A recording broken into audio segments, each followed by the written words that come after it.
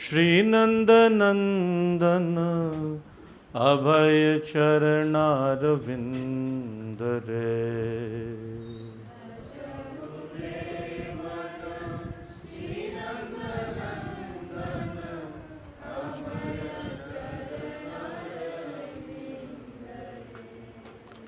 भजहु रे मन श्रीनंद नंदन अभय चरणारविंद रे।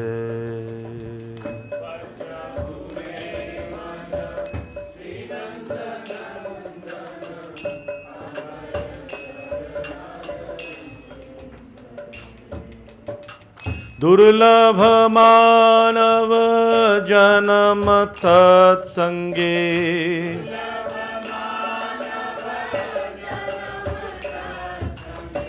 दुर्लभ मानव जन्म सत्संगे।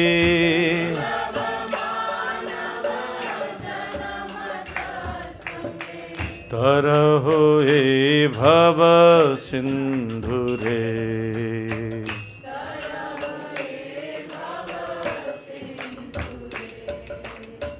तरहो ए भव सिंधु रे।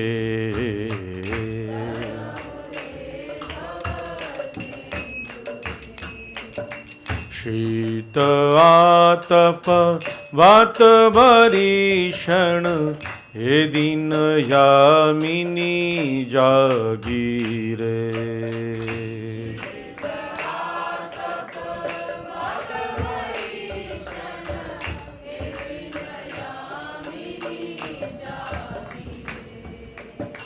शीत आतप वात भरीषण हे दिन यामिनी जागीरे।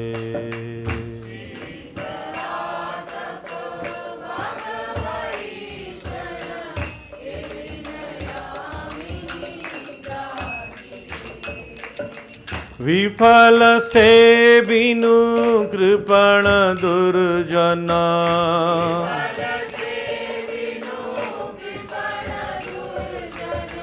विफल से बिनु कृपण दुर्जना।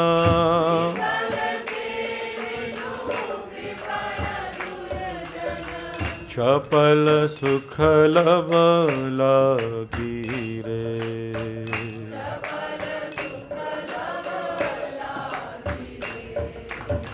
चपल सुख लब लागी रे।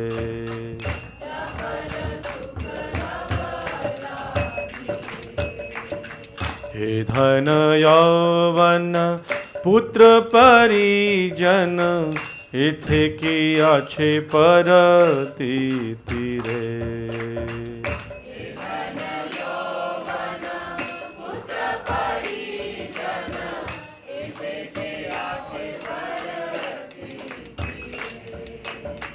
हे धर यौवन पुत्र परिजन इथे किया छे परतीति रे।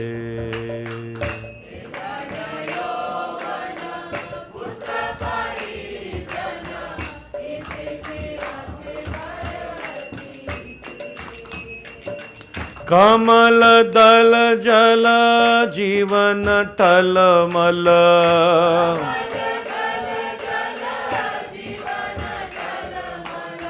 कमल दल जल जीवन टलमल।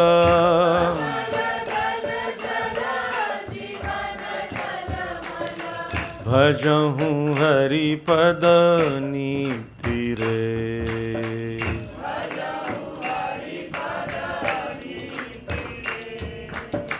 भजहूँ हरि पद नीति रे।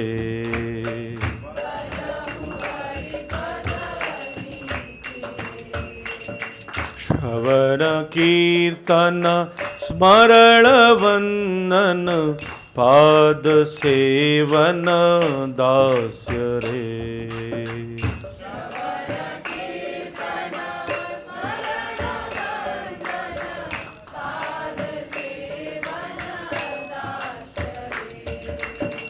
श्रवण कीर्तन स्मरण वंदन पाद सेवन दास्य रे।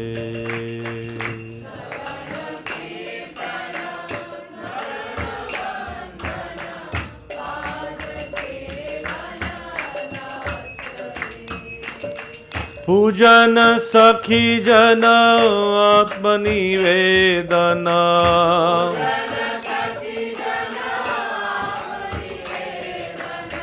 पूजन सखी जन आत्मनिवेदना,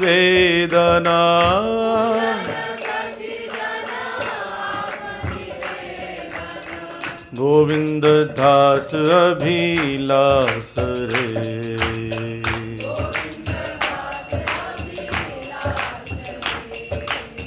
गोविंद दास अभिलाष रे।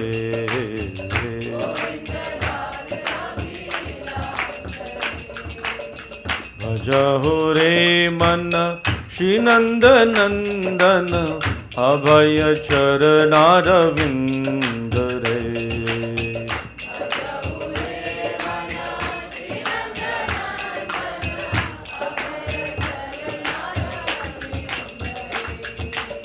हरे कृष्णा कृष्ण कृष्ण हरे हरे, हरे राम राम राम हरे हरे।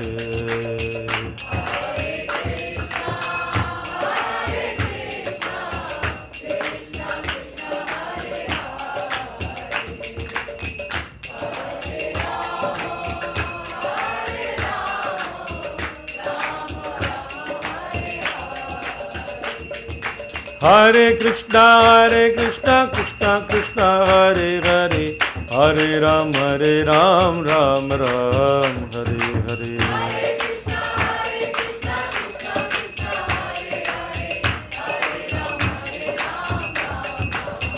जय प्रभुपदा प्रभुपदा प्रभुपदा, जय प्रभुपदा।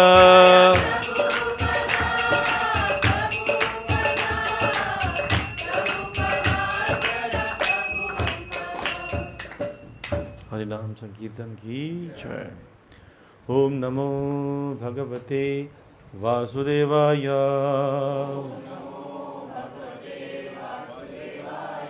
ओम नमो भगवते वासुदेवाय।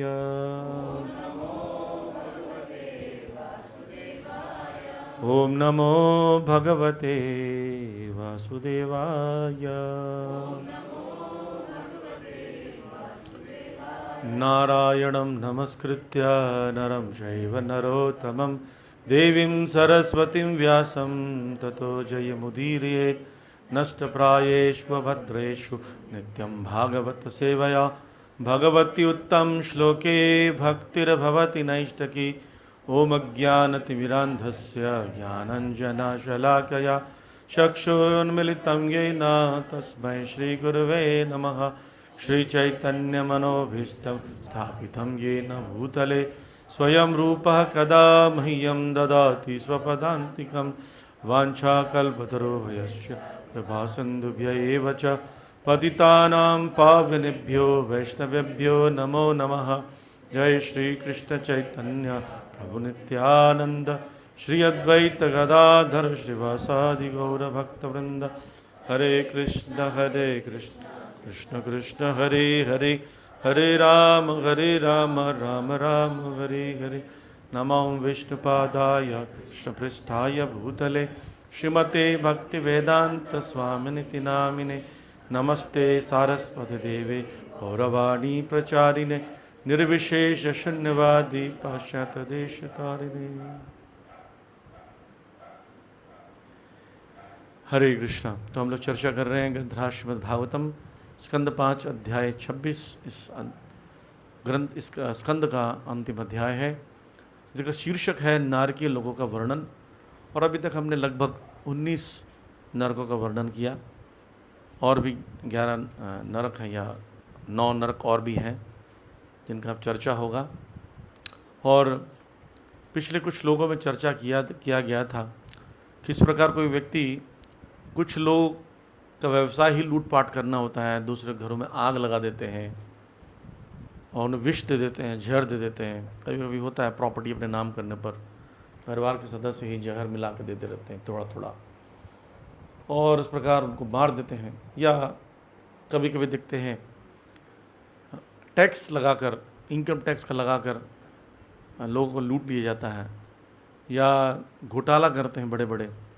वो सब लोग सार मैदान नामक नरक में देखा जाता है, जहाँ 720 कुत्ते हैं, उनके दांत वज्र के समान कठोर हैं और शरीर की हड्डियों को तोड़कर मांस को खा जाते हैं।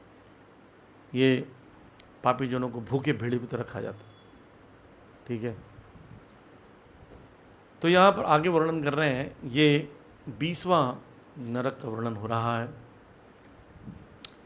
यस्तु यहावान अनुतम वदति साक्षे द्रव्य विनिमय दाने वा कृताश्चित सब प्रेत्य नरके अभिचिमति अधशिरा निर्वकाशे जो जनशत उक्षयात गिरि मूर्धन संप्याते यत्र जलम इवा स्थलम अश्मपृष्ठम अवभासते तत् अभिचितम तिलशा विशीर्यमाण शरीर नम्रियमाण पुनः आरोपित निपतति। इस जीवन में जो व्यक्ति किसी की झूठी गवाही देने, ध्यान देना, झूठी गवाही देने, व्यापार करते अथवा दान देते समय किसी समय किसी की तरह का झूठ बोलता है, वो मरने पर यमराज के दूतों द्वारा बुरी तरह प्रताड़ित किया जाता है। ऐसा पापी व्यक्ति 800 मील ऊंचे पर्वत की चोटी से मुंह के बल अविचिमत नामक नरक में नीचे फेंक दिया जाता है। कितना ऊंचा है? 800 मील ऊंचा। जितना ऊंचा हो उतनी तेज़ी से आप गिरते हैं, ग्रेविटेशनल फोर्स लगता है। और किसके मुंह के बल गिराते हैं? किसको? जो व्यक्ति दूसरे की झूठी गवाही देता है। ये लोग होते हैं ना, हम लोग बोले कुछ नहीं, सिग्नेचर करना बस प्रॉपर्टी के विषय में, या कोर्ट में बुलाया जी तुमको बोल देना है। कुछ लोगों का बिजनेस होता है। एक माता जी आई थी, बोली बोली हम कोर्ट मैरिज कर रहे हैं। बोला क्यों? वो कुछ जाति का इशू करके इसलिए हम कर रहे हैं। तो बोलिए बताओ मैं क्या सहायता कर सकता हूँ। मैंने पूछा तो बोलती है कुछ नहीं, मुझे आशीर्वाद दीजिए। बोला आप लोगों के लिए गवाह कहाँ से आ रहे हैं? तो कैसे में गवाह भी सब लोग नहीं देते। बोलते वो 1000 रुपये देने से गवाह मिल जाते हैं वहाँ पर। आप कोर्ट में जाएंगे तो लोग खड़े होते हैं, बोले कुछ गवाह हुआ चाहिए क्या? बोले 2000 रुपये लगेगा। तो ये कोर्ट मैरिज में खासकर होता है। तो झूठे मूठे इधर के मायके वाले ससुराल वाले बन जाते हैं और गवाही दे देते हैं। वो सब लोग को यहाँ बुलाते हैं। बोले एक तो तुमने मैरिज कराई, इस कारण से तुम्हें मरना पड़ेगा, और भी तुमने झूठी गवाही दी इसलिए। और क्या करते हैं? अभिचिमत नामक उसको ले जाते हैं ऊपर पर्वत पर। नरक है, और कैसा नरक है इसका कोई आधार नहीं होता। आधार नहीं मतलब ऐसा नुकीला होता है। आधार हो तो कहीं बीच में आप कहीं पर रुक सकते हैं पकड़ वड़ के, नहीं। अगर ऐसा फिसलन हो तो गलती से अगर सीधा नहीं भी गिरे तो कैसे गिरेगा? मतलब जैसे ये कोई भी टेबल होता है, टेबल से सीधा ज़मीन होती है ना, वैसे बीच में कोई आधार उधार के 2-2 सीढ़ियाँ नहीं होगी कुछ। और उसकी पथरीली भूमि जल की लहरों के समान प्रतीत होती। दूर से देखता है तो ऐसा लगता है जल है, तो बड़ा खुश होता है, जल में ही गिरूंगा कुछ नहीं होगा। लेकिन वो जल नहीं है, इसको अभिचिमित कहा जाता है, जल रहित, अभिचिमित। यानी वो जल जैसा दिखता है पर जल होता नहीं है। और वहाँ से बारंबार गिराए जाने से उस पापी व्यक्ति के शरीर के छोटे छोटे टुकड़े हो जाने पर प्राण नहीं निकलते, उसे फिर बार बार दंड देते, फिर ले आते हैं उसको। कैसा लगा? मज़ा आया?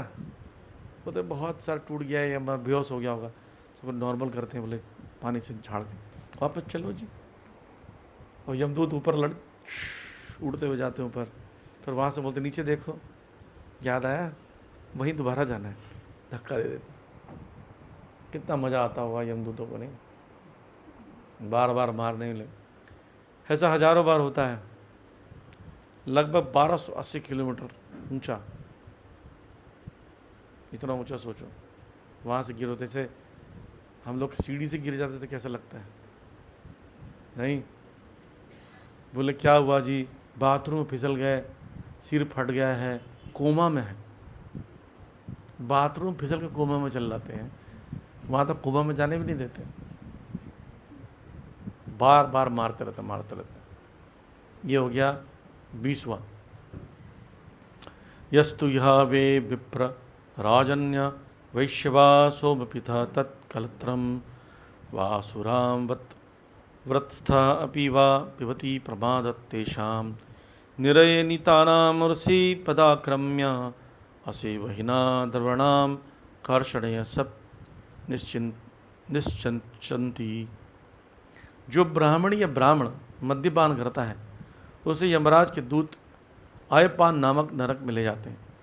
यदि कोई क्षत्रिय वैश्य अथवा व्रत धारण करने वाला मोहवश सोमपान करता है यानी शराब पीता है तो वह भी इस नरक में स्थान पाता है। आयपान नामक नरक में यम के दूत उसकी छाती पर चढ़कर उसके मुंह के भीतर पिघला व तप्त पिघला लोहा उड़ेल देते हैं।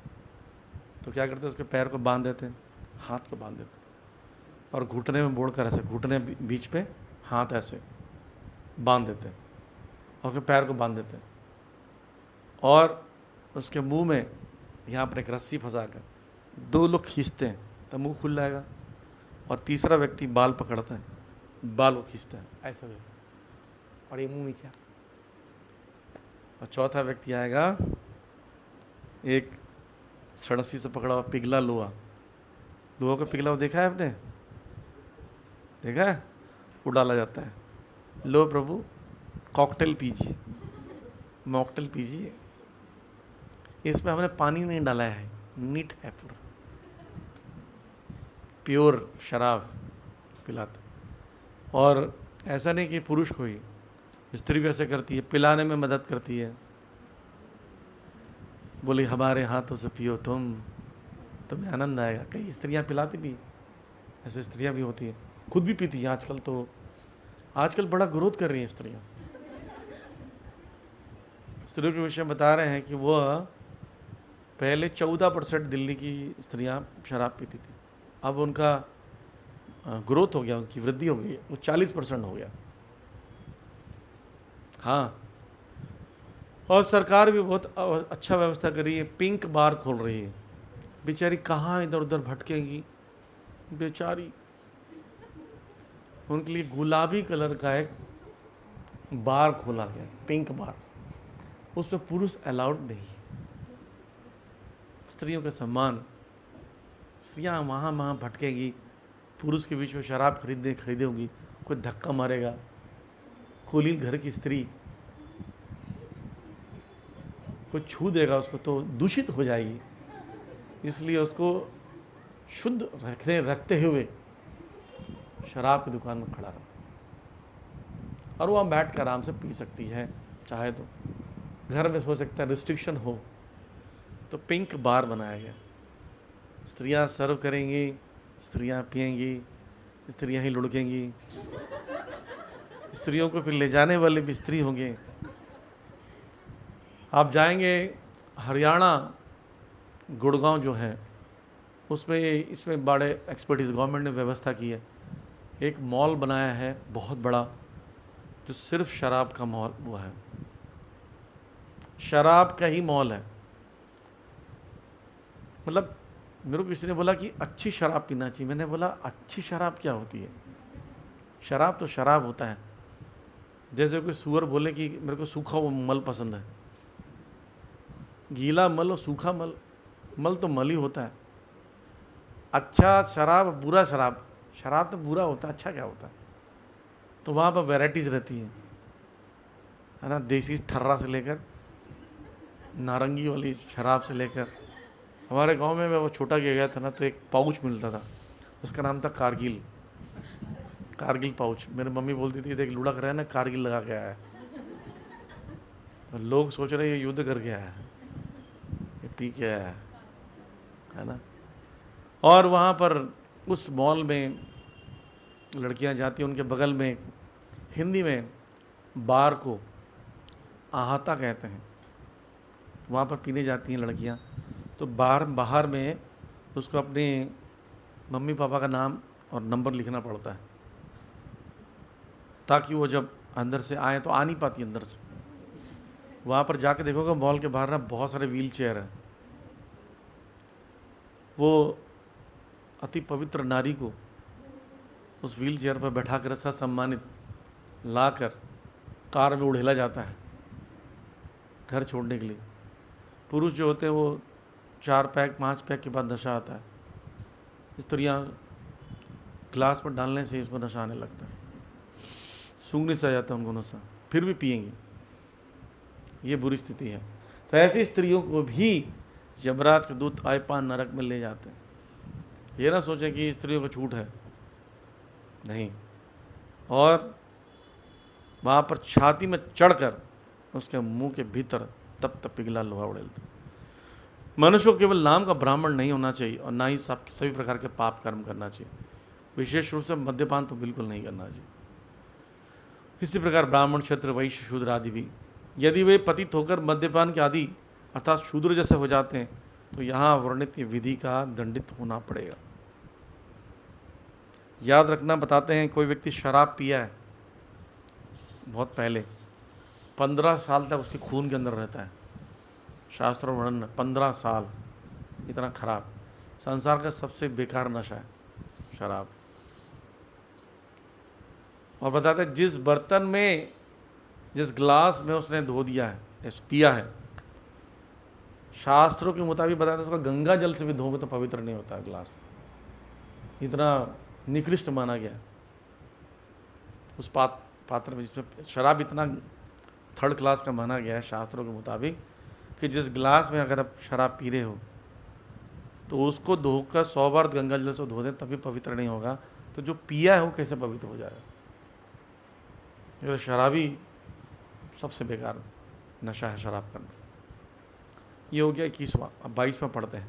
अतश्चया तो यह वा आत्मसंभावेन स्वयं अधमा जन्तप विद्याचार वर्णाश्रमत् वरीयसना बहुमन्यत समृतक एव मृत्वा क्षारकर्दमे निरये आवाक्षिरा निपतति दुरंत यातना ही अश्नते। 22वां नरक। जो निम्न जाति में उत्पन्न होकर घृणित होते हुए भी इस जीवन में ये सच्चा सोचकर झूठा गर्व करता है कि मैं महान हूँ, यह उच्च जन्म, तप, शिक्षा, आचार, जाति अथवा आश्रम अपने से बड़ों को उचित आदर नहीं करता, वो इसी जन्म में मृत्युल्य है और मृत्यु के पश्चात क्षार कर्दम नरक में सिर के बल नीचे गिराया जाता है। वहाँ उसे यमदूत के हाथों से अत्यंत कठिन यातनाएं सहन करनी पड़ती। जो लोग घमंडी होकर अपने से सीनियर डिवोटी या अपने से वरिष्ठ परिवार के सदस्य, माता पिता, भाई बहन जो उम्र में बड़े हैं, ये बुजुर्गों का सम्मान नहीं करता, उनको कहाँ जाना पड़ता है? क्षार कर्दम नामक नरक।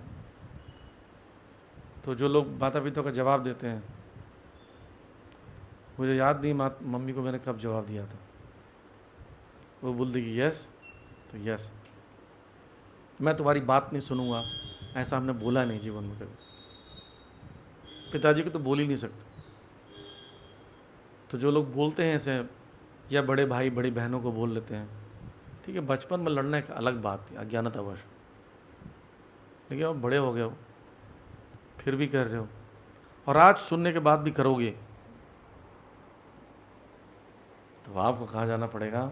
इसी जीवन में मृत्युल्य है, मरा हुआ व्यक्ति हो, जिंदा लाश घूम रहा है, तो वह लाश को फिर तिलक लगाने से क्या फ़ायदा?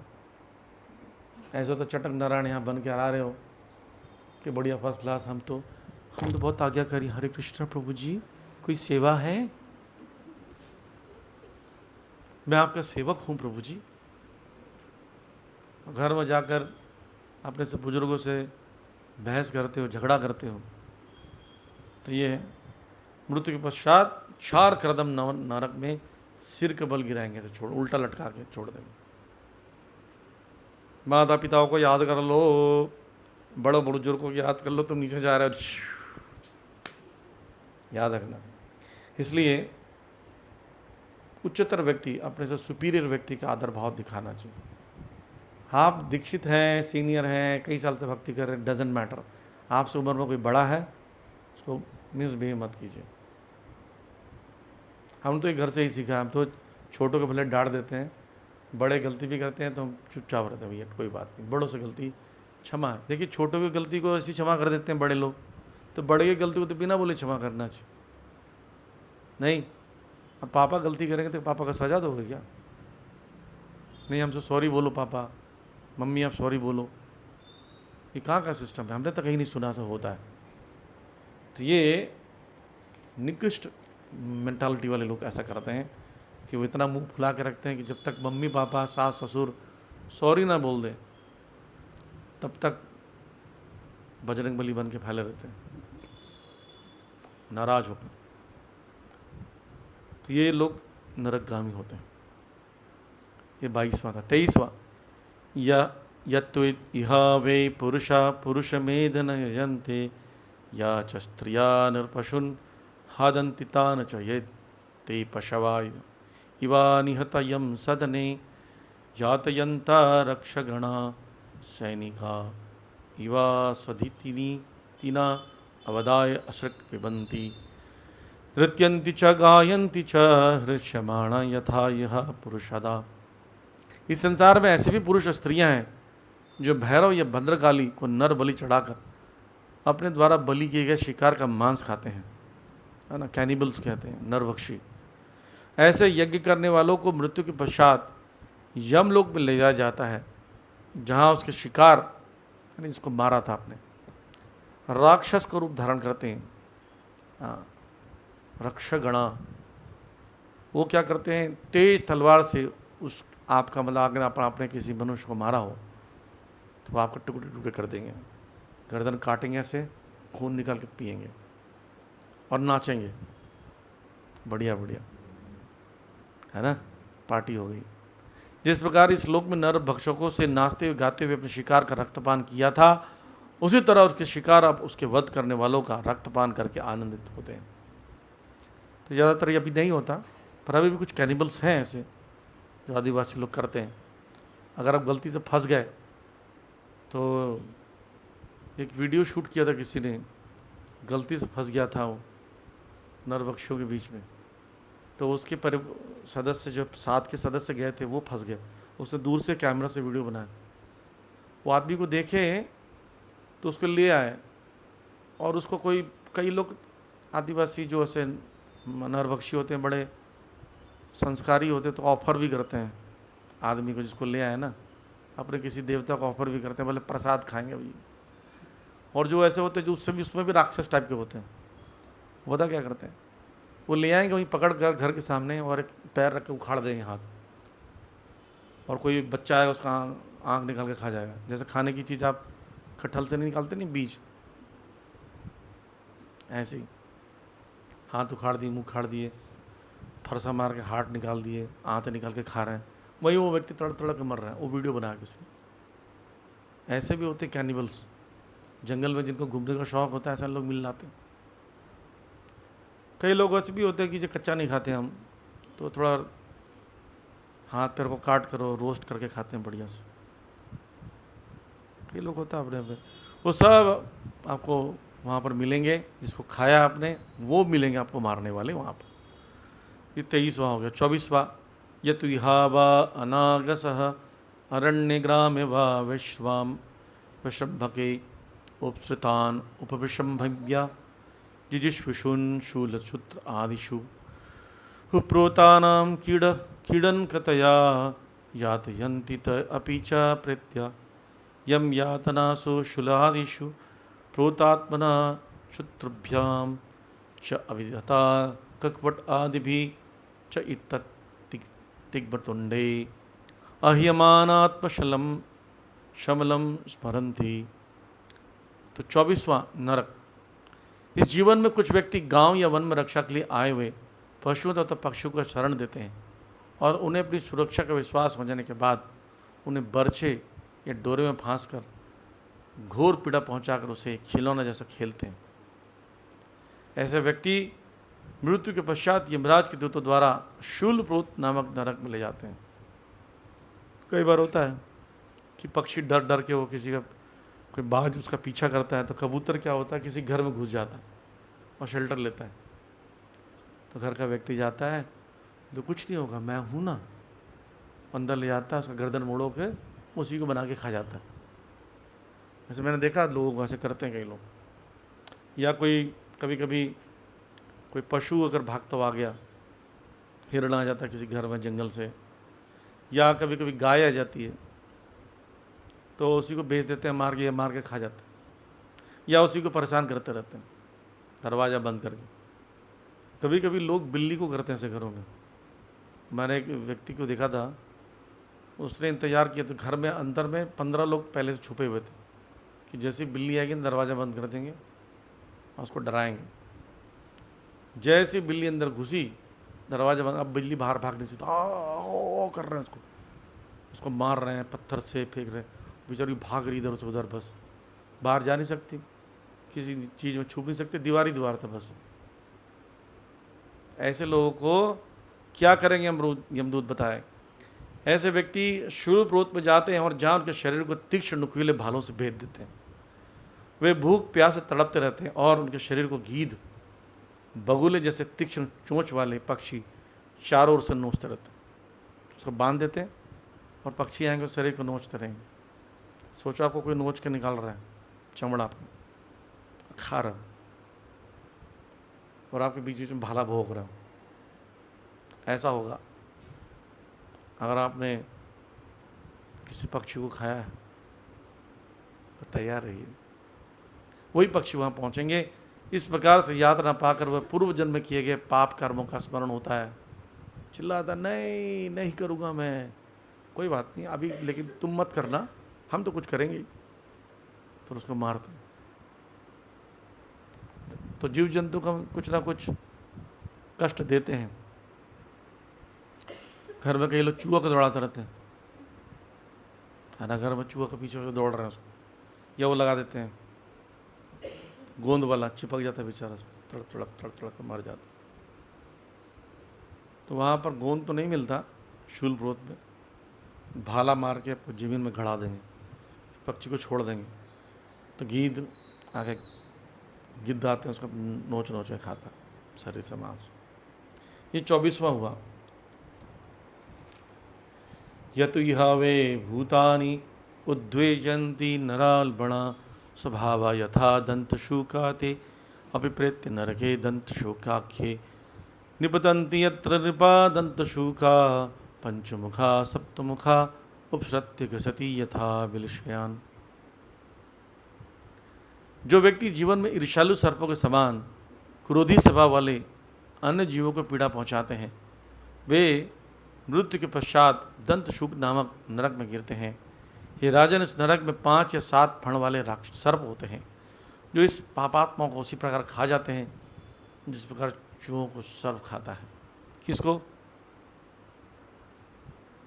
जो क्रोधी स्वभाव वाले लोग हैं, उस सर्पों के समान मानेंगे ईर्ष्यालु, दूसरों को, जीवों को। कई लोग होते हैं, देखा गया है, वो सड़क से जा रहे हैं, ज़बरदस्ती कुत्ते पे चढ़ा देते गाड़ी, या चूहे को मारने में मज़ा आता है, मच्छर को मारने में मज़ा आता है। घर में वो डंडा लेके बैठे रहते हैं, चूहा आएगा ना मार दूंगा उसको, ट्रैप बना के रखते हैं उसको। देखिए, चूहा पकड़ सकते हो, चूहेदानी पकड़ना गलत नहीं, पकड़ो उसको, ऐसे कपड़े में बांध दो जो दिखे नहीं उसको, चूहा देख कर एड्रेस पता कर लेता है, उसको दूर जंगल में छोड़ दो। मारते क्यों? लोग क्या करते हैं, चूहे पिंजरे पकड़ लेते हैं, अंदर से चाकू से मार देता है उसको, या फिर उसको हिला के मार देते हैं, जान ले लेता है उसको। बहुत खतरनाक है। तो ऐसे लोगों को क्या मिलता है? दंतशूक नामक नरक। वहाँ पर 5 या 7 फण वाले सर्प होते हैं, उसको निगल लाते। हमने देखा चूहे को कैसे निगलते हुए, कभी हिरण को अजगर निगल लाता है और ऐसे सरक के उसको अंदर ले आता। ऐसे निकल लाएंगे, फिर आपको छोड़ देंगे, फिर निकल के साफ़ सुथरा करके फिर डालेंगे। ऐसे हज़ारों बार निकला जाएगा एक ही दिन में। निकलने से कितना सफोकेशन होगा सोचो, ठीक है। आप लोग को देख के लग रहा है पहुँच गए वहाँ पर। अब ये तो यह व अंध अवट्कशूल ग्र आदेश भूतानि निरुधन्ति अतमुत्रतेश एव उपविश्य सर्गेण बहिना धूमेन निरुधन्ति। जो व्यक्ति, ये 26वां जो व्यक्ति जीवन में अन्य जीवों को अंधे कुएं, खत्ती या पर्वत की गुफा में बंदी बनाकर रखते हैं, वे मृत्यु के पश्चात अवट निरोधन नामक नरक में रखे जाते हैं। वहाँ स्वयं अंधे कुएं में धकेल दिए जाते हैं, पैर हाथ टूट जाता है और वहाँ विषैले धुएं में दम घुटता है, घूर जाते हैं, उठाते हैं। ये जो पक्षियों को लोग पालते हैं ना पिंजरे में, वही जाते हैं। गंगाराम सीताराम सिखाते रहेंगे। बोला बेटा मैं तो गंगाराम बोल के चले जाऊँगा, वहीं मिलेंगे हम। कहाँ पर? ये जो अवट निरोधन, वहाँ पर क्या होता है, उसको कुएं में रखा जाता है जिसमें पानी नहीं होता है, अंधा कुआं, और विषैले धुएं छोड़ देता है, उसमें दम घुटने लगता है उसका बहुत बुरी तरह, और घोर यातनाएं देते हैं, पत्थर गिराते रहते हैं, मारते रहते हैं, डराते भी रहते हैं, ऐसा होता है। तो ऐसा कई बार लोग करते हैं, पशुओं को बांध कर रखते हैं, कष्ट देते हैं, मारते हैं बहुत, तो उनको कष्ट मिलता है। यस्तु इहा व अतिथिन अभ्यागतान व गृहपति असकृत उपगता मन्योत दिदक्षु इवा पापेन चक्षुषा निरीक्षते तस्य चापि निरये पापदृष्टे अक्षिणी व्रजतुंडाग्रधा कंककाकवट आदया प्रसह्य उरुबलात् उत्पाटयन्ति। तो ये 27वां पढ़ने जा रहे हैं। इसमें क्या होता है, ये तो बहुत लोग ये नरक में जाएंगे, बहुत लोग।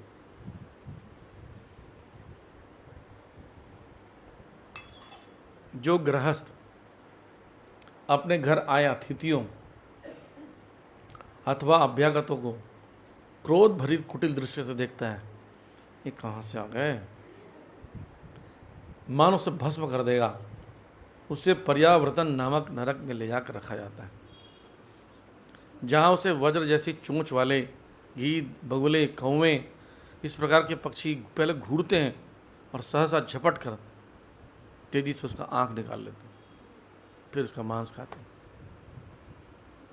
अगर घर में गृहस्थ हैं, ब्रह्मचारी सन्यासी वानप्रस्थ, उनका अपना घर तो होता नहीं, लेकिन गृहस्थ घर में रहने वाला गृहस्थ, उसके घर में कोई मेहमान आए, प्रभुपाद जी लिख रहे हैं शत्रु भी क्यों ना आए तो मुस्कुरा कर आइए, शत्रु जी आइए,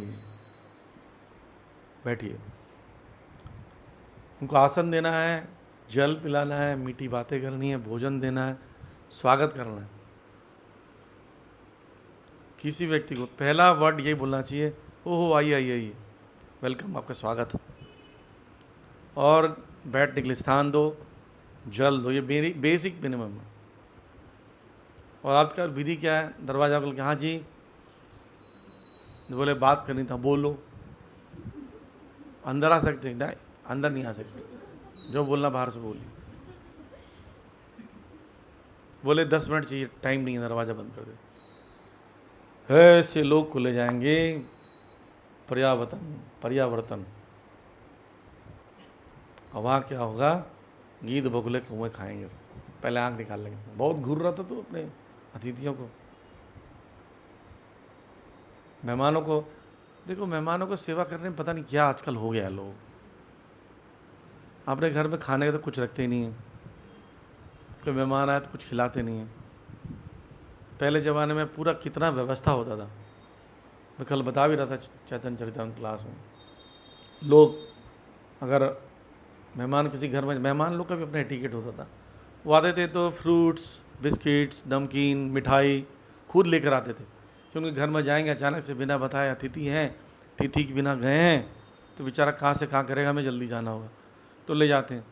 तो ये लीजिए, जाते साथ दे देते, जाते साथ देना चाहिए भी, याद रखो, ये नहीं जाते समय वापस जा रहे हो तब मत देना।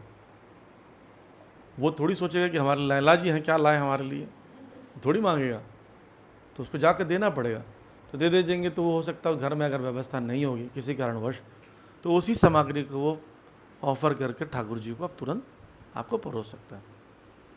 तो ये मेहमान का भी गुण होना चाहिए, कुछ लेके जाना चाहिए, खाली हाथ नहीं जाना चाहिए। अरे कुछ बनाया बनाया है कि नहीं, हम आपके आ गए। हम छोटे थे, हमारे घर में एक मेहमान आते थे, वो स्कूटर लगाएंगे बाहर से और बोलेंगे जी चीनी कम डालना, पहले से बोल देंगे, मतलब उनके लिए चाय बनाओ मेहमानों के लिए, ये स्थिति बाहर से ही बोल देंगे।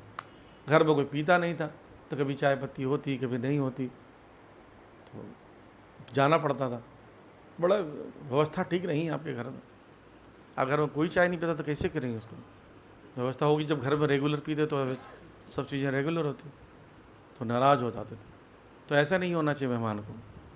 और जो मेज़बान है जो कि स्वागत करता है अतिथि का, तो उसको भी बहुत सावधान होना चाहिए। घर में कुछ ना कुछ खाने पीने की व्यवस्था रखनी चाहिए कि मेहमान आए तो दे दो, फ्रूट्स निकाल दो, अच्छे से परोसना चाहिए। एक बार मैं किसी घर में गया था, खीरा दिए थे खाने के लिए, और खीर को ऐसे छील के जैसे ऊपर से छीलते हैं ना, वैसे पूरा छील लिया था उसको, फालूदा लग रहा था। एनीवे, तो अच्छे से कट भी करना चाहिए फ्रूट्स को, या परोसने का भी ढंग होना चाहिए, है ना। ये नहीं कि जाकर ऐसे परोस दे जैसे जानवर को देते हैं, गाय की नांद में चारा डालते हैं ना वैसे, है ना, कुकर से निकाल कर डाल रहे हैं पूरा, ले चावल खा। अच्छे से परोसना चाहिए। बेस्ट अतिथि देवो भव, अतिथि देवता मतलब नहीं, भगवान के समान है। तो उसको थाली अच्छी रखनी चाहिए, अतिथि का बैठने का स्थान अच्छा होना चाहिए, जल अच्छे से देना चाहिए, है ना। ग्लास में जल लाते हैं जब, तो पकड़ने का तरीका होना चाहिए, कैसे पकड़ें। अब ऐसे पकड़ें तो वो नहीं पकड़ पाएगा, राइट। अब ऐसा पकड़िए नीचे से, तो उसको पकड़ने का स्थान होगा। ऐसे पकड़ेंगे तो क्या, ऐसे तो जाते हैं खेत लोग,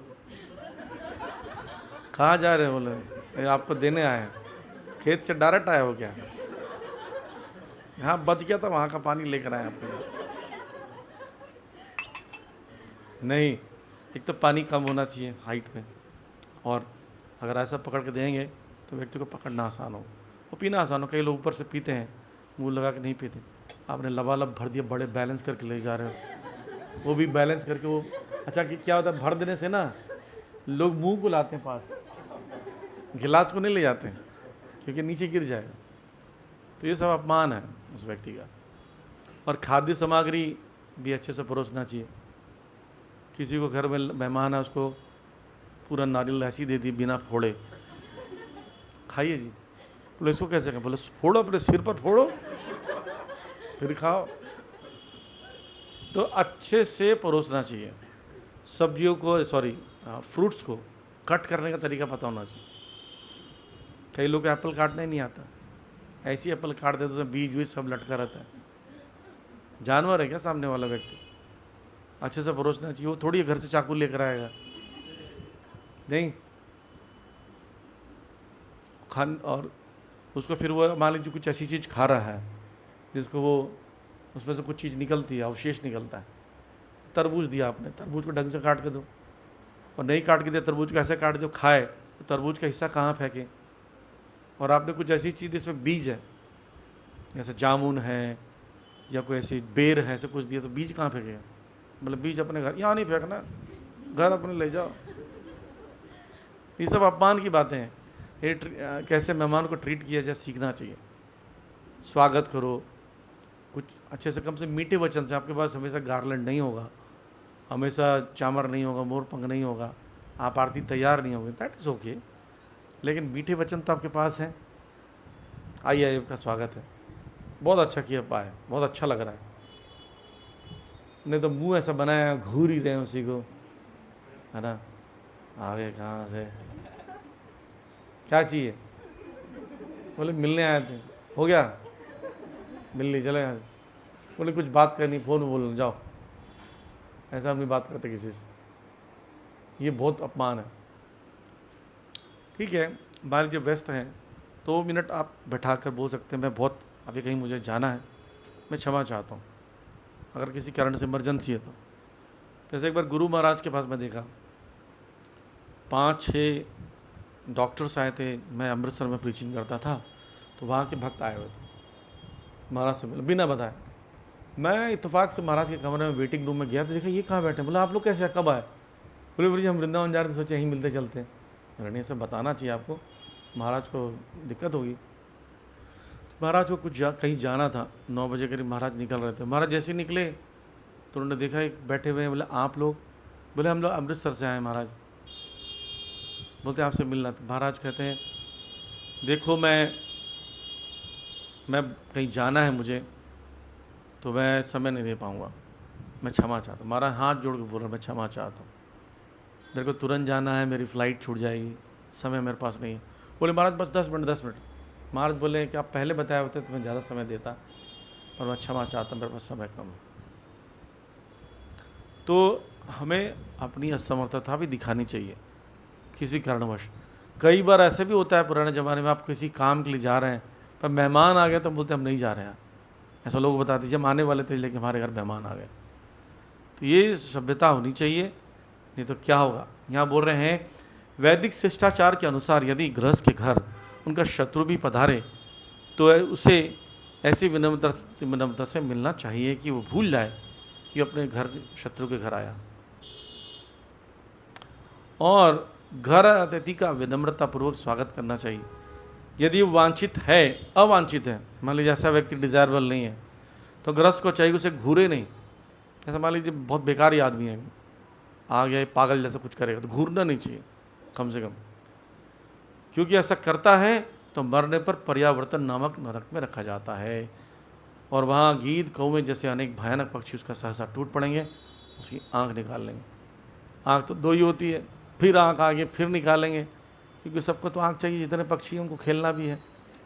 वो आँख आता रहेगा, निकालते रहेंगे, आँख आता रहेगा। ठीक है, इस प्रकार से वो लोग कौन गीद होंगे, वही मेहमान आपके वहाँ पहुँचे होंगे। अब बोलोगे प्रभु जी वो मेहमान वहाँ कैसे हैं, वो नरक क्या करने हैं बेचारे, उसके रूप में माना जाएगा। वो जो पक्षी होते हैं उनका वही रूप होता है। हो सकता है वैसे ही दिखने भी लगे, वही अंकल वही आंटी, बोले याद है मैं घूर रहे थे, चलो अपनी आँख दो, आँख निकाल लेंगे। ठीक है, तो आज से तैयार रहिए, घरों में कुछ ना कुछ फ्रूट्स रखिए, शिकंजी बनाई, नींबू तो रखिए ही, शिकंजी बना के 1 गिलास शिकंजी पिला दीजिए, कोई ऐसा स्क्वाश रख लीजिए बना के दे दीजिए। हाँ, घर में कम से कम एक फ्रूट्स काट कर परोस के दे दीजिए। घर में कुछ कई लोग मिठाइयाँ रखते हैं, कई लोग कुछ ऐसा पदार्थ झटपट बन जाने वाली चीज़ें बनाते हैं, 5 मिनट बनने वाली कुछ आइटम्स होती हैं, वो बना दीजिए और खिलाइए, स्वागत। इतना तो कर ही सकते हैं, ये कोई बहुत बड़ा भोज मत खिलाइए 7-8 आइटम, दाल मखनी पनीर पराठा बना रहे हो, वैसे ज़रूरत नहीं है, कम से इतना तो बना सकते हैं।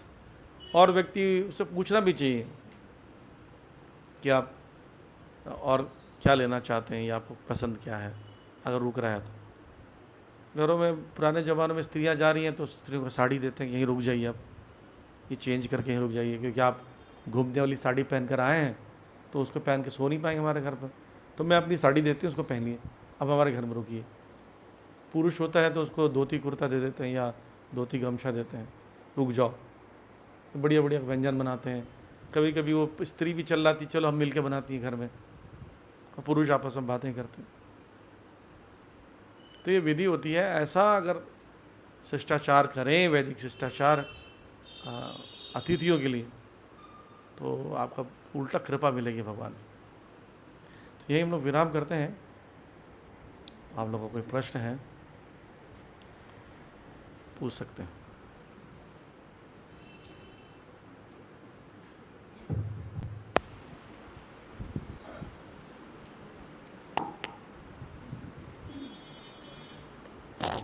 हरे कृष्णा।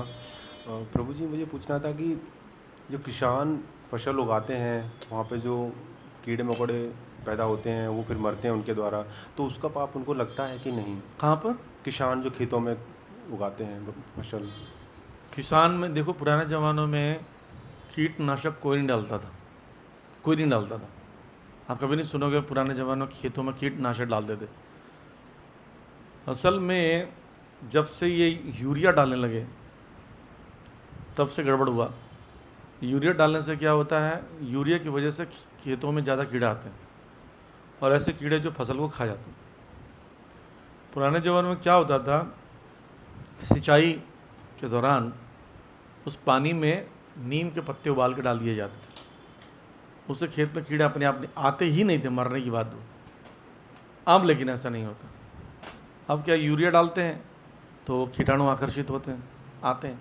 कुछ कीट ऐसे होते हैं जो कि ज़रूरी होते हैं खेत के लिए, कुछ कीट दूसरे कीट को खाते हैं, उसको भी लोग मार देते हैं, इसलिए क्या होता है वो फसल अच्छी नहीं होती। चाइना में एक बहुत बड़ा रेवोल्यूशन आया था, बहुत बड़ा घटना घटा था कि किसी ने बोल दिया कि चिड़िया खेतों की फसल को खा जाती है, छोटी गौरैया जैसे चिड़िया, इसको मार दो और जो मारेगा तो उसको ये मिलेगा वो मिलेगा, फ़ायदा मिलेगा। तो मास लेवल पर लोग मारना शुरू हो गए, पैसे के लिए, सबको पैसा चाहिए। वो दौड़ा दौड़ा के चिड़िया मारने लगे, चिड़िया ख़त्म हो गई। उससे क्या हुआ, छोटे छोटे जो कीटाणु थे, कीट थे, वो सब फसल खा गए। भयंकर दुर्भिक्ष अकाल पड़ा वहाँ पर चाइना में, हिस्ट्री में पढ़िएगा। तो बहुत सावधान होना चाहिए। तो इसलिए दोष लगता है तब जब आप प्लानिंग करते हैं या लापरवाह होते हैं, पहले पनपने देते हैं फिर मारते हैं। ऐसी मच्छरों के लिए है, ऐसी चूहों के लिए। घर में सामान कम रखिए, अलमारी ये सब चीज़ें खुला रखिए। पुराने ज़माने में देखिए ज़्यादा अलमीराज नहीं होते थे, खुला खुला होता था, ज़्यादा कपड़े होते नहीं थे, तो चूहे लोग को रहने का स्थान ही नहीं मिलता था। आप घरों में मच्छरों को देखेंगे ना, जहाँ वो कॉर्नर होगा, बहुत दिनों से सामान पड़ा हो, वहीं मच्छर पनपते हैं, वहीं पर ज़्यादा इकट्ठे होते हैं। जैसे ही उठाते मच्छर हिलने लगते, मक्खी भी वहीं आती है। तो साफ़ सफाई रखेंगे तो मक्खियाँ मच्छर नहीं आएंगे, चूहे भी नहीं आएंगे, फिर उसको मारना नहीं पड़ेगा। तो प्रिकॉशन लेना चाहिए। Prevention is better than cure, क्योंकि क्योर में कभी कभी नुकसान हो जाता है हमारा। ठीक है, और कोई प्रश्न? हरे कृष्णा प्रभु जी, धन्यवाद प्रभु जी। जैसे सेंटर्स में हम क्लीनिंग के दौरान कुछ ऐसे स्टेप्स लेते हैं जिससे कुछ एनिमल्स मतलब या फिर इंसेक्ट्स मर जाते हैं। जैसे चींटी होती है तो हम लक्ष्मण रेखा खींच देते हैं तो फिर चींटियाँ मर जाती हैं, या फिर चूहों के लिए पेस्ट कंट्रोल करवा देते हैं, तो ये गलत है? हाँ, आप साफ़ सफाई रेगुलर रखिए। हाँ, देखिए अपने सेंटर में आप साफ करते हो, रोज़ सफाई नहीं होती। अगर हर 10 दिन में सफाई होने लगे, पूरा होल महा क्लीनिंग, कोना कोना होने लगे, कभी चूहे नहीं आएंगे, कभी चींटियाँ नहीं आएंगी। सावधान हो। देखो पुराने ज़माने में जैसे ही बच्चा खाता मिठाई, उसकी माँ उसी जगह साफ कर देती, चींटी ना आ जाए, होता था। आजकल नहीं होता। खरबूजा खाए, फेंक दिया बच्चा, चला गया, चींटियाँ आ रही। जहाँ खाते साथ साफ हो जाए, गिरे नहीं, ढक्कन बंद हो, डब्बे बंद हो, चींटियाँ आएंगी नहीं। पहले चींटी को आमंत्रित करो, फिर लक्ष्मण रेखा से उसका अंत कर दो, तो उसका दोष लगेगा। अनजाने में चलते हुए चींटियाँ मर गई, सोते समय अपने मच्छर काट रहा, अपने हाथ ऐसे कर दिया, आपको ध्यान नहीं है, वो सबका दोष हरे कृष्ण मंत्र से बच जाता है। वेल प्लान जो है उसको कष्ट झेलना पड़ेगा। तो कोशिश कीजिए जितना हो सके रेगुलर क्लीनिंग कीजिए। इसलिए तो नरक नहीं जाने के लिए मेहनत करना पड़ेगा ना आपको। नरक नहीं जाने के लिए कुछ तो बोले हम सब कुछ लापरवाही करेंगे और मारेंगे भी और नरक भी नहीं जाएंगे, ऐसा नहीं हो सकता। तो आप मेहनत करोगे, बहुत साफ़ सुथरा रखोगे सेंटर को, घर को, तो नरक नहीं जाओगे। थैंक यू प्रभु जी। अच्छा बनने के लिए मेहनत ज़्यादा करना पड़ता नहीं, बुरा बनना बड़ा आसान है। गंदगी फैलाओ, चूहे होंगे मार दो, मच्छर हो गया, उसका बैडमिंटन ले आओ इलेक्ट्रिक वाला। हरे कृष्ण प्रभु जी, धन्यवाद पुनः। प्रभु जी, जैसे कई बार घर में बड़े लोग जो होते हैं वो कुछ गलत चीज़ों को सपोर्ट करते हैं और गलत एक ट्रेंड बनाने की, तो उसमें अगर हम मना कर रहे हैं और उससे अगर थोड़ा अशांति सा हो रहा है तो क्या उसका भी पाप लगेगा? देखिए, मना करना और मना क्रोधित होकर करना अंतर होता है। ठीक, आप असहमत है तो असहमत रहिए बस। बोला मैं ये मान लीजिए अपने से सीनियर कोई व्यक्ति है, यहाँ लिख रहे हैं कि जो व्यक्ति महान सोचकर उचित आदर नहीं करता है, अपने से व्यक्तियों को गलत होने पर, सीनियर है उसको गलत होने पर बताना है कि आपकी गलती है, उसका तरीका होता है। आप बोल सकते हैं कि हमें ये लग रहा है कि शायद ठीक नहीं है आप, बाकी आप बुजुर्ग हैं, आप जैसा निर्णय लीजिए। क्यों अपराध लगे? बिल्कुल नहीं लगे। लेकिन आप कठोर शब्दों को प्रयोग करते हो, अपमान करते हो, ये सोचकर हम ये बूढ़े हो गए, हम तो दिमागदार हैं। लिखा नहीं ये बात को कि मैं महान हूँ, ऐसा सोचकर उचित आदर नहीं करता बड़ों का, तो मृत तुल्य है। वो आपसे ज़्यादा एक्सपीरियंस उनके संसार का, ठीक है, फिर भी कोई गलती हो रही है, हो सकते हैं मुझे ऐसा लग रहा है कि गलत हो रहा है, आप आगे देख लीजिए, ऐसा बोला जा सकता है। बोलना गलत नहीं है, कैसे बोला, अपमान करके बोला, ये मैटर करता है। प्रभु जी कुछ ऐसा भी होता है ना, जैसे इंडिविजुअल नेचर भी होता है। जैसे कुछ लोग होते हैं जिनको आप थोड़ा बोल दो तो उनको समझ में आता है, या फिर वो भी और कुछ लोगों को आप कुछ भी बोलने से पहले ही वो ऑफेंडेड हो जाते हैं, तो उस केस में क्या करें? नहीं है, आप आराम से बोल रहे हो, ऑफेंड हो रहा तो आपकी गलती है ही नहीं। हमने यहाँ लिखा ना, अपने आप को महान बनाकर दूसरे को उचित आदर नहीं देते, तब अब अच्छे से बोल रहे हो फिर भी वो बुरा मान रहे तो क्या कर सकते? देखिए, हर व्यक्ति को पता है कि हमने बुरा बोलने वाली बात बोली है कि नहीं बोली, वो आप उससे बच नहीं सकते। आपने बुरी तरीके से बोला, आपको पता चल रहा था।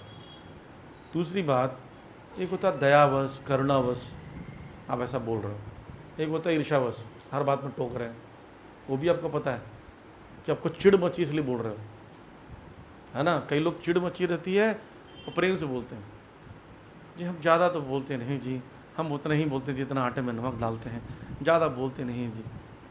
लेकिन है चिढ़ के कारण, ईर्ष्या के कारण, तो उसका लगेगा दोष। ईर्ष्यावश नहीं, झूठा गर्व करके नहीं, विनम्रतापूर्वक बोलते हैं और सामने वाला फिर भी बुरा मान रहा है तो आपको दोष नहीं लगेगा। और थैंक यू प्रभु जी। हरे कृष्ण प्रभु जी। गांव से रिश्तेदारों का कॉल्स बहुत आता है, फिर उसको कई बार हम इग्नोर कर देते हैं, तो आप बता दीजिए व्यस्त हैं करके, रिश्तेदारों का कॉल तो आता रहेगा। तरीके से बोलिए, ऐसा बात कीजिए कि उनको लगे कि आप इंटरेस्टेड हैं और नहीं भी हैं।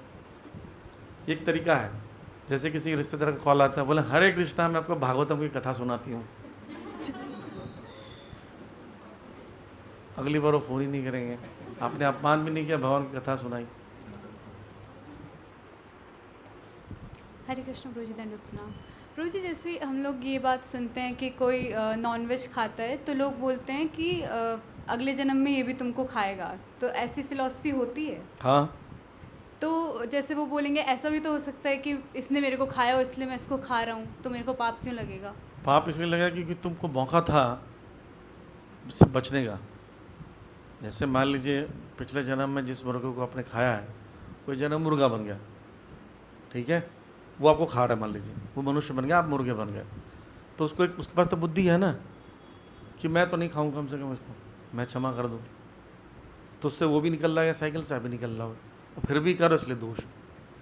जैसे किसी व्यक्ति को आप थप्पड़ मारो, मैं थप्पड़ मारो, थप्पड़ थप्पड़ थप्पड़ थप्पड़ चल रहा है, तो एक व्यक्ति को तो रुकना पड़ेगा कि भाई फालतू में लड़ रहे हैं हम लोग, तो वो व्यक्ति महान बनेगा, वो साइकिल से निकलेगा और उसको भी निकाल देगा। दोषी तो दोनों ही माना जाता। जब दोनों एक दूसरे को थप्पड़ मार रहे हो तो पुलिस ये नहीं पूछती किसकी गलती है, दोनों को लेके जाती, तो अगले जन्म उसको मिलेगा, उसका अगले जन्म मिलता रहेगा। तो मतलब वो प्री डिसाइडेड नहीं होता है नेचर के द्वारा?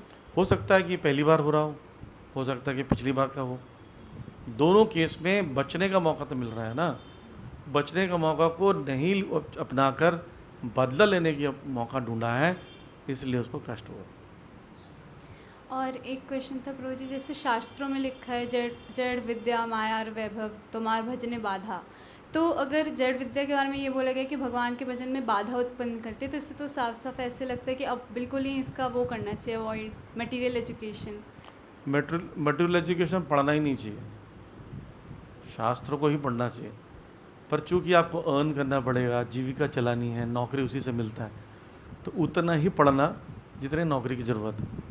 पढ़े, नौकरी की है, भूल जाओ, उसका प्रयोग मत करो भगवान को डिनाई करने के लिए। इतना पढ़ो जितना ज़रूरी है एग्ज़ाम में पास होने के लिए, नौकरी के लिए। ये जो रिसर्च करते रहते हैं ना, ये माया और वैभव है, ये जड़ विद्या है। जड़ विद्या क्यों बोला गया है? ये पदार्थ के ऊपर चर्चा होता है, पदार्थ जड़ है, उसमें आत्मा के विषय में, चेतना के विषय में चर्चा ही नहीं है।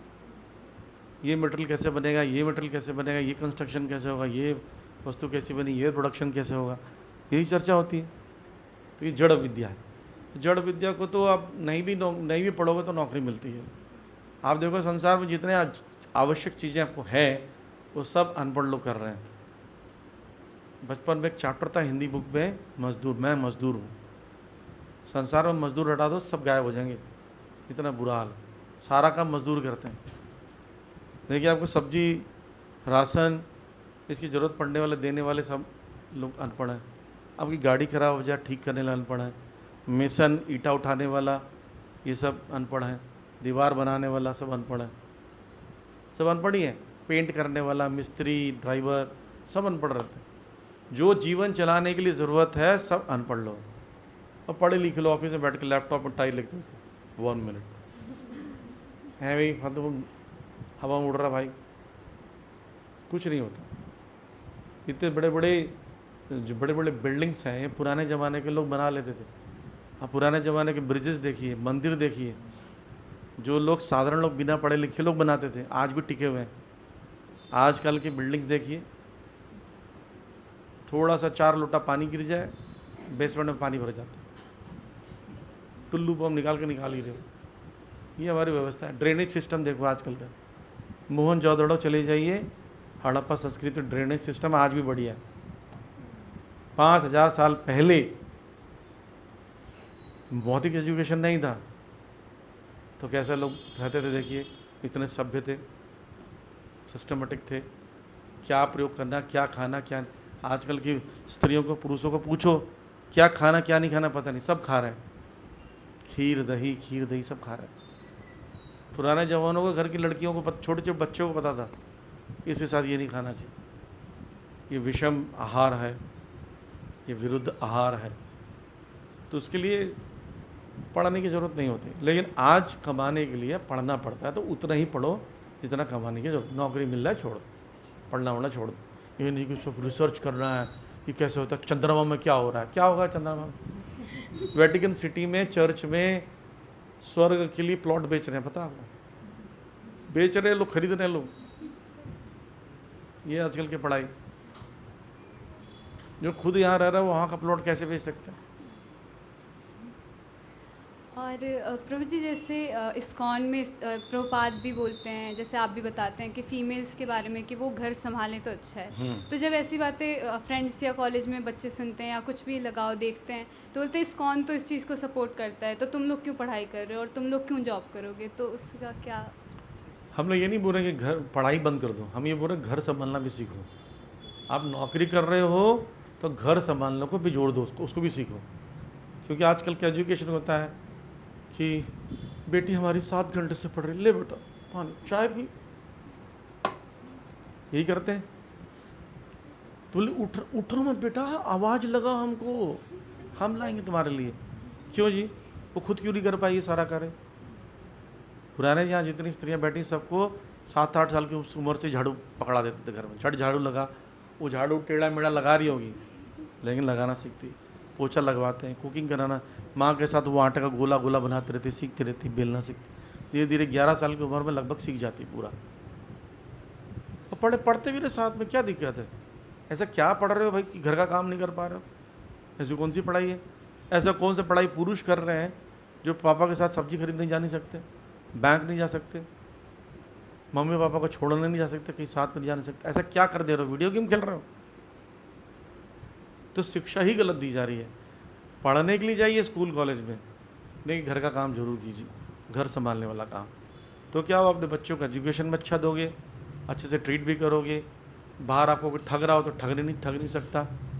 पढ़ने में दोष नहीं है, दोष ये जो सीखना वो चीज़ नहीं सीख रहे उसके साथ में, ये दोष। Thank you so much. हरे कृष्णा प्रभु जी। प्रभु जी जैसे अतिथि के लिए आपने बोला, तो जो कभी कभी आते हैं उनके लिए तो स्वागत करते हैं, लेकिन जो जैसे रोज़ आते हैं, दिन में एक बार नहीं 2 बार आ गए, तो उनके लिए कैसे, मतलब उनको मीठा बोलिए, मीठा दीजिए। जब वो आ रहे, अरे फिर आ गए, वेरी गुड, आइए बैठिए। आप बार बार आते बहुत अच्छा लगता है, पानी पिला दीजिए, इतना तो कर ही सकते हैं। तो फिर आ गए, कितने बार आते हो जी, बिना बुलाए आते रहते बार बार, दोबारा मत आना, तो फिर जाना पड़ेगा। नहीं ऐसा बोलते तो नहीं है, लेकिन यहाँ थोड़ा सहन कर लो तो अच्छा है ना, वहाँ कम सहन करना पड़ेगा। आप बताइए, अगर बार बार आने पर जो तकलीफ हो रही है उसको सहन करना और आपका आँख निकाल दिया जाए, आपका आँख निकाल दिया जाए, कौन सा अच्छा है? तकलीफ तो नहीं होती, लेकिन ये होता है कई बार ऐसा होता है कि हम माला कर रहे होते हैं या कुछ घर का काम कर रहे होते हैं, अब वो आते हैं उनको भी टाइम नहीं दे पाते, माला दे दीजिए उसको, गुलाबी को बोलते भी हैं गुलाब आइए आइए, वो स्वागत बहुत अच्छे समय पर आए, हम माला करते मिल के माला करेंगे, ये लीजिए माला, माला करवाइए। अतिथियों को भगाने में दिमाग मत लगाइए, अतिथियों को स्वागत में दिमाग लगाइए। और कोई प्रश्न? प्रभु जी एक और था, जैसे कि हमारे घर के बड़े बूढ़े हैं, वो मतलब हम घर में 3 लोग हैं, किसी एक को इतना ज़्यादा मतलब प्योरिटी दे रहे हैं हर चीज़ के लिए, और किसी को नहीं समझ रहे हैं, या तो कोई घर का ही बंटवारा हो रहा है या कोई चीज़ है तो उसमें मतलब वो बिल्कुल एकदम दुर्व्यवहार कर दिए, एकदम नहीं कर रहे उसके लिए, तो उन्हें ऐसा क्या, हम उनसे किस तरीके से उनको मतलब आप अपना अच्छा व्यवहार अच्छा ही रखिए। जमीन जायदाद बंटवारा प्रायोरिटी देने पर आप व्यवहार क्यों चेंज कर रहे हैं? आपका व्यवहार तो वही है, नहीं? जी आपका व्यवहार तो वही होना चाहिए ना, आप तो एक बुजुर्ग हैं, वो तो व्यवहार करना ही पड़ेगा। देखिए, पहली बात तो हम लोग को शिक्षा ऐसी दी जाती है कि हम सोचते हैं कि हम बुढ़े कभी नहीं होंगे। हम जितने भी यंग लोग हैं वो ये सोचते हैं कि हम बूढ़े होंगे ही नहीं, मेरे दिमाग में कहीं इल्यूजन रहता है। आप किसी बुजुर्ग से दुर्व्यवहार कर रहे हो, सावधान, बाल आपके भी पकेंगे, घुटने में आपके दर्द भी होगा, आप भी बूढ़े होंगे और आपके साथ भी ऐसे ही होगा। नहीं, सुन लीजिए मेरा प्रश्न अच्छे से, मेरा उत्तर अच्छे सुन लीजिए, अपना प्रश्न पूछ लिया।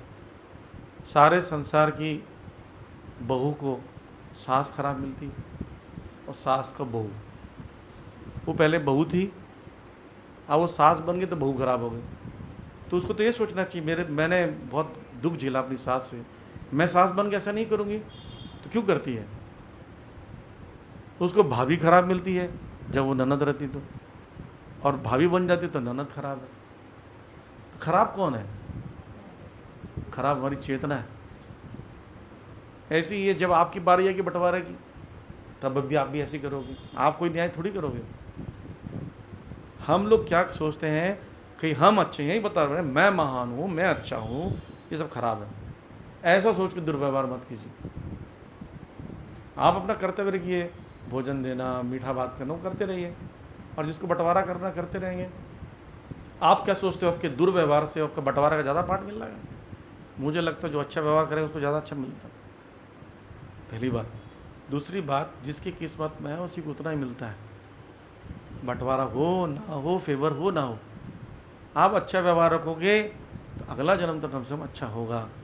इस जन्म आपके फेवर में कुछ चीज़ नहीं हो रहा है, इसका मतलब पिछले जन्म में भी कांड किए थे, इसलिए जन्म में आपके पास फेवर नहीं हो रहा है ना, अगले जन्म में और आपके साथ बुरा होने वाला है। इस जन्म में जो आपके साथ बुरा हो रहा है उसके दोषी हम ही हैं, और कोई नहीं है।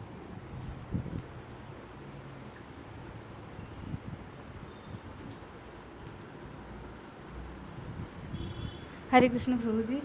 प्रभु जी, जैसे आपने बताया अतिथि देवो भव, तो ये तो हमें पता ही है शास्त्र से, लेकिन जो अननोन विजिटर आते हैं घर में, अननोन, उनके साथ हम कैसे ट्रीट करना चाहिए? उनके साथ भी अच्छे से बात करना चाहिए। जैसे एक एग्जांपल दे रही हूँ, जैसे हमारे घर में एक लेडीज़ आते हैं तो वो बोलते हैं मैं डिस्पेंसरी से आई हूँ, आपका सर्वे करना है आपका घर का, और सारे डिटेल्स दे दीजिए, आपका घर में क्या मेंबर है क्या नहीं।